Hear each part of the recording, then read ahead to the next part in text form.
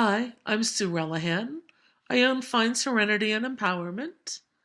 I'm a hypnotic coach and a best-selling author. And I want to share my journey as to how I got here. I want to see if our working together might help you find the amazing life of your dreams. There are times that you feel like you don't belong, that you don't feel comfortable in your own skin. I have felt that way the majority of my life. I grew up feeling unworthy.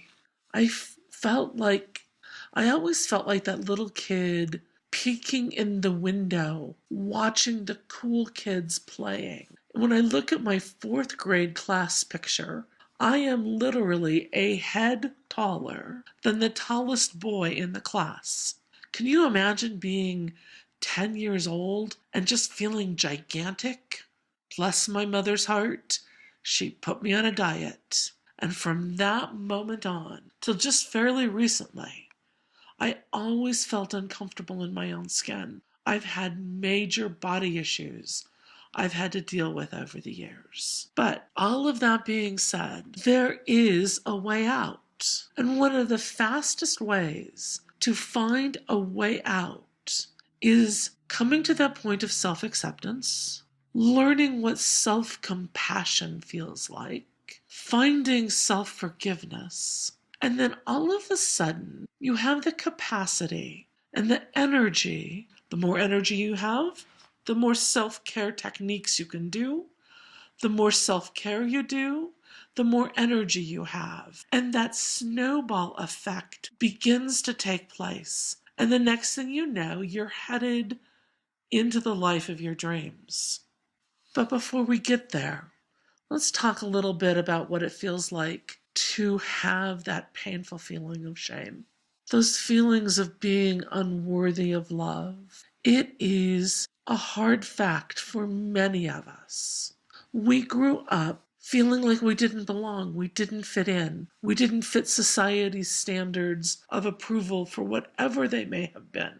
And most of us have created survival techniques, mechanisms to survive those painful feelings when they got to be too much. As far back as I can remember, I never truly felt worthy of love. It was a really sad way to grow up. I learned to overcompensate for those feelings of unworthiness. This was one of my very first survival techniques. From the time I was a little girl, I've been a people pleaser. I wanted to fit in, so I'm curious. Where in your life do you try to fit in? Where are you trying to fit yourself into someone else's ideal, into someone else's belief of what you should be?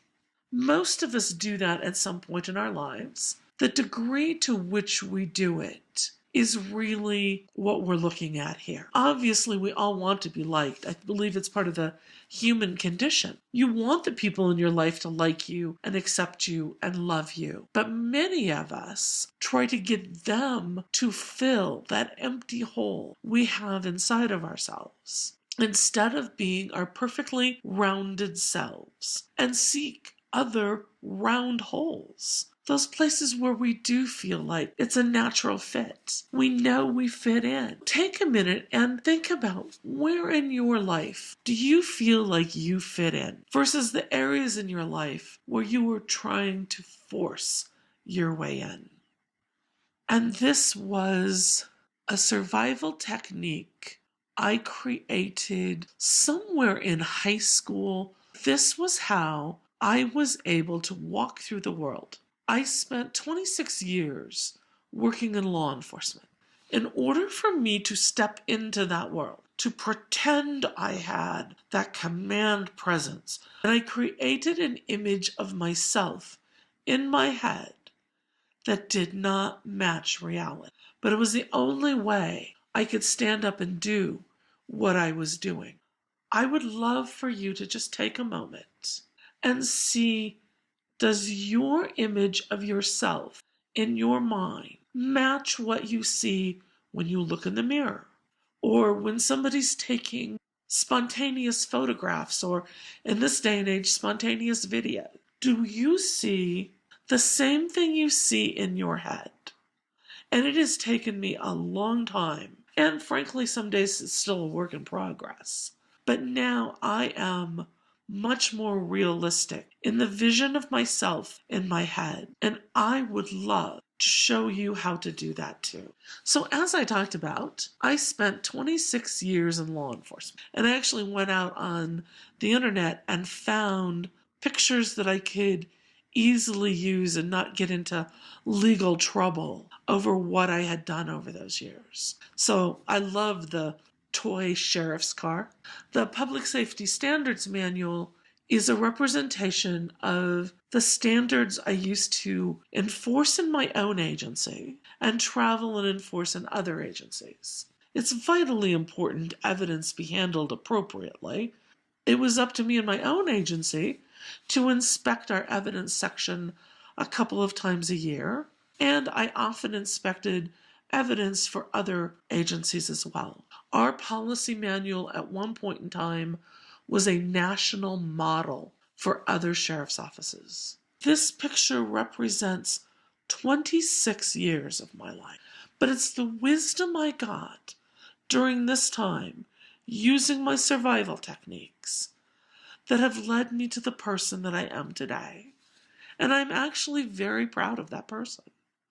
I have learned to be comfortable in my own skin, and I want to show you how to do that for yourself. This next slide represents my marriage. And for those of you that have already read my book, I don't talk about being married in my book at all. The book I wrote was about a specific time frame from 2002 to 2012. 1991, I moved in with my then soon-to-be husband, now ex-husband. We were really good friends, and we had a lot of fun together. Looking at these pictures, each one of them means something to me. In the upper left, those two pictures there and at the top, we really did have a good time just hanging out together. And the upper right, if you don't recognize it, it's a TGI Fridays restaurant. And there was a time we spent more time at TGI Fridays than we did any other place in town, often including our own home. We loved to travel. And it's a little embarrassing to admit this, but we used to go to our favorite restaurant, have several drinks. Now, granted, this was back before TSA was part of travel. We would get moderately intoxicated, get on an airplane, fly to Las Vegas on a Friday night, and fly home on Sunday morning. It was such a fun time in my life. But my life was out of balance. We were drinking too much. We were spending way too much money. And the truth is, we should never have been more than just friends. We were both so terribly wounded from our childhood that we didn't know how to come together and really love each other because we couldn't love ourselves. It was a little difficult because when we divorced, we still worked for the same agency. He was there another 6 years before he left and moved on to do other things. After my divorce, I found my way into the online dating world. Online dating was a whole new adventure for me. The face with the finger over his mouth and the teepee in the middle are there specifically to represent the man I fell in love with. I know from my standpoint, I kept thinking I could change him. I kept thinking this time it'll be different. I spent so many years trying to get that man he loved me. And I know within my heart of hearts, he loved me deeply. But because of his own belief system around his culture and his family and the community, he couldn't openly love me. And after a while, it started to get to me, and the stress of that relationship and the stress of a new administration coming into my agency about that same time led me to one of the deepest and darkest spirals of my life. There's a reason there's a broken heart at the bottom of that staircase.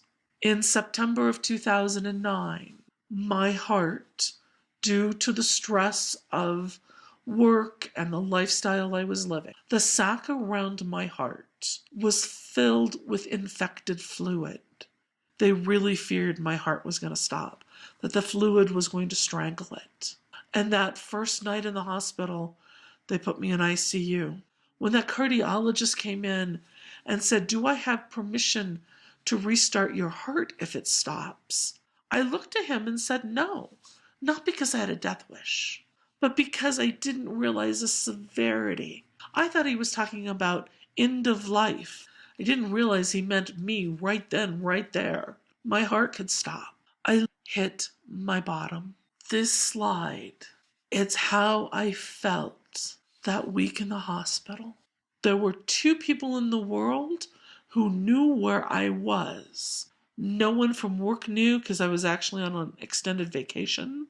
I had been dating someone else, and he told me he couldn't cope with me being ill, and he literally broke up with me on the phone from my hospital bed. And I had so much shame. I didn't want anybody to know I was that sick. I didn't want to look at what was really killing me. I was broken, completely and totally broken. And as much as I would like to say that it was an overnight epiphany where I woke up and realized that I had to make changes in my life, from September to April, a little over 6 months before I really woke up and started making those major shifts in my life. So before I go any further, it seems like it's a really depressing video, but the ending is amazing because in April of 2010, I walked away from the sheriff's office and I started living my life. Laying in the hospital, I realized I had to make some pretty significant changes. But the agency I worked for had what I called golden handcuffs. If I would have walked away from my career in September of 2009, it would have been financial suicide for me.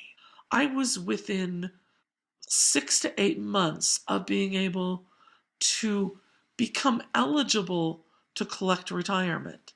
Now, that doesn't mean in that time frame I was going to collect retirement, but I met the rule. And in December, they were paying me almost $90,000 a year and demoted me without changing my pay to a clerk level. And they were going to, for the rest of my career, pay me an exorbitant amount of money to stand at a copier and make copies, to highlight documents, to do the things that I had had other people do for me for the majority of my career. They swear it wasn't a punishment, but anybody with eyes knew what was happening. But I look back 7 years ago now. It's the best thing that ever happened.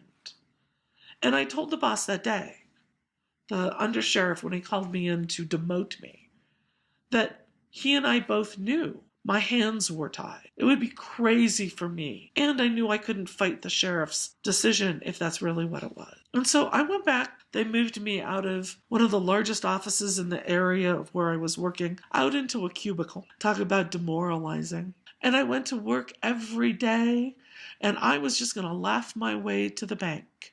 I was putting all of my energy into getting healthy. And then in March of 2010, I'd reconnected with Michael just as a friend. His little brother died suddenly. He was 42. Beautiful family, raising a 4-year-old son, was an MC of the Denver March powwow. I wasn't sure if Michael would make it through Lance's death. But that weekend when Lance died, so suddenly, I knew I had to make a change. Lance's death was a catalyst for me really taking myself seriously, really stepping into the depth of the self-care I needed. And I started surrounding myself with people who loved me and accepted me. And I remember one of them, the group I was hanging out with, said, "Come and let us love you until you can love yourself." And I'll be damned if they didn't. So I want you to know that there is healing available. And if you've stuck with me through the length of this video, I am in a place I can help you, or maybe somebody you know and love. Now, my life today is not picture perfect.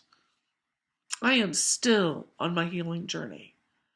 But I believe for us to learn from someone, they don't have to have completely figured it out. I actually don't think there's anybody out there still taking breath that has completely figured it out. I think we're all continuing to learn, heal, and grow. But as long as somebody's just a little further down the path, they can help us. And I believe that's my reason for being, is to be that bridge, to help you take those traumas from your life, turn them into a source of wisdom, and have the energy and create the abundance to live the life of your dreams. So today, I am so grateful for the simple things. Watching the clouds, smelling flowers, listening to the waterfall in my backyard.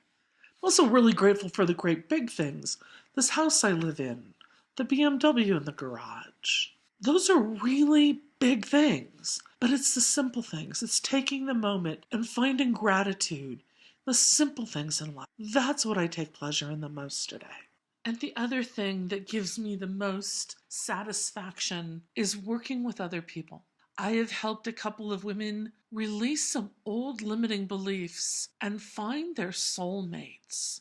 I've also helped someone get a promotion at work that had eluded him for a few years. And we were able to go in and do some mental dress rehearsal before the interview process. And I was thrilled when he got the promotion. Watching the people that I have worked with step out into the world with subtle changes, finding a little more confidence, setting a stronger boundary, putting their needs at the top of their priority list. These aren't always huge changes, and sometimes I'm not even sure other people in their lives notice them, but I know they notice.